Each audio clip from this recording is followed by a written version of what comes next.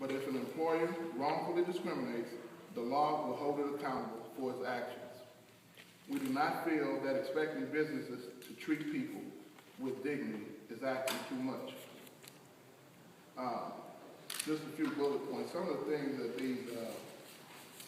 that these bills will do would to be eliminate punitive damages as a remedy for victims of discrimination by state government, including school districts and political subdivisions.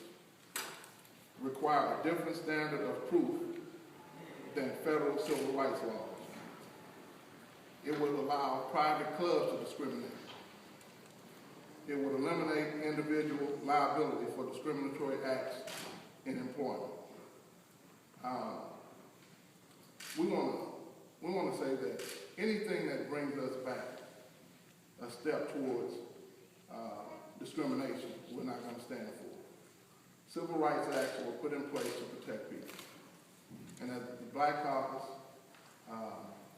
does not believe in discrimination, whether it be with African Americans, people with disabilities, transgender, we will not stand for discrimination at all. These bills are derived from greed and discrimination, and we're going to fight them as hard as we can. With that, I'm going to let Tashara Jones, the minority leader, the House of Representatives, the assistant minority leader, say a few words. Thank you, Steve. Thank you for coming. And as the chair of the Black Caucus so eloquently already said, this is an attack on civil rights, and the Black Caucus, as well as the governor's office that we've contacted, he's not going to stand for this. If the bill gets to his desk again this year, he will veto it. And we thank the governor and we thank our senators for filibustering last week. The Senate thought that was going to be a quick vote, but our senators said no. And for 3 hours, they filibustered this bill, and we were able to halt its progress.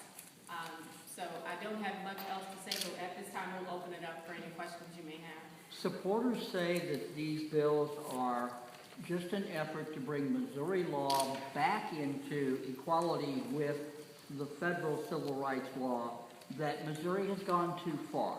How do you react to that? Missouri does have a higher standard, and we applaud Missouri for having a higher standard. The opponents say that, to bring it into alignment with federal civil rights, well, that may be true, but we applaud Missouri for having a higher standard. And we don't know of any cases where business has decided not to locate to Missouri or has left Missouri because of our higher standard in civil rights law.